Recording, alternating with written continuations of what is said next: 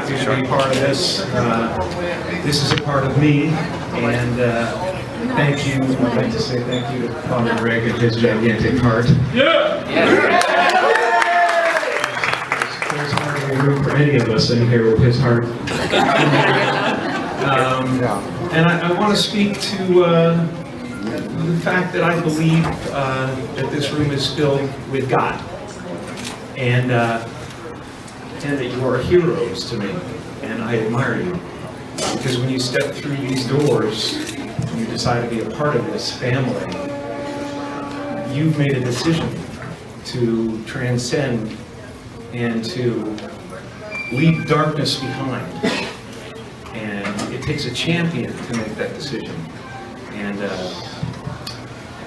I really want to speak to the fact that I've had some challenges in the last couple of years myself. Ultimately, I believe that suffering leads to salvation. And in fact, it's the only way. That we have to somehow accept and not deny, but feel our suffering and feel our losses. And then we make one of two decisions. We either decide to go through the gate of resentment, which leads to vengeance, which leads to self-harm, which leads to harm to others, or we go through the gate of forgiveness, which leads to grace. And your being here is an indication that you've made that decision already. You've made the decision to walk through the gate of forgiveness to grace, just as Christ did on the cross. He suffered terribly, and he was broken by it to the point of doubt and a feeling of absolute abandonment, which all of you felt. And then there was a decision to be made. And the decision was to look upon the people who were causing that suffering, or the situation that was causing that suffering, with compassion and with forgiveness. And that's what opens the gates of heaven for all of us. So I wish that for all of you. I wish that for myself. I know that, no matter what I've suffered, most of you have suffered worse than that. But that's why I admire you, because you're here. And you will have grace, because this decision has been made. So I'm so glad to be with you and to be a part of this. Thank you, Father Greg. Thank you, John.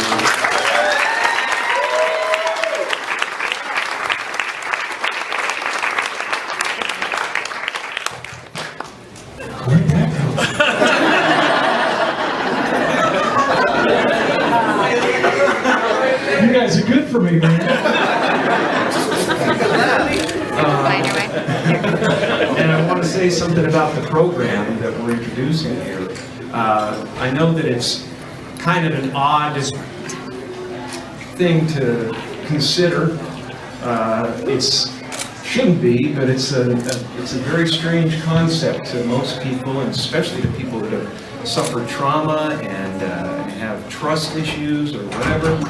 To trust that they can close their eyes for a moment or a couple of moments during the day and let go of the show that's going on in their heads. We are so trapped, all of us, especially those who have suffered terrible trauma, to think of that as a real thing.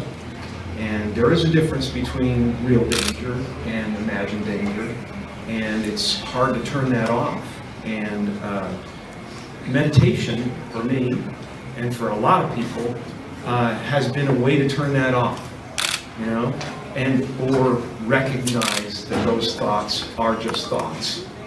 And like clouds that cross the sky, they will pass on. And to gently pull yourself back to a place of peace. And just to stop the spiral of thought, man. We get up in the morning and we open our eyes and the show begins, and it's a thriller for some people, and you can't help but get caught up in it. And it's important a couple of times during the day to stop and go, wait, this is just as real as those thoughts. I am bigger than these thoughts. I am bigger than this body. You know, they talk about omnipresence in church, and nobody really thinks about what that means. What it means is every cell of your body is God. Everything is God. Everything is divine. So when you do good things, when you decide to transcend the negativity and attempt to do something positive for you, for your family, you are the heart of God. You are the eyes of God. When you speak from that place, you are God's voice. And when you make a loaf of bread in this place, in this kitchen, that is a Eucharist. You're blessing people with your work. You're serving the world with your work, with your effort. That is a Eucharist. That is the body of Christ. You know, and I thank you for everything you're doing. You're amazing. You're champions. I admire you.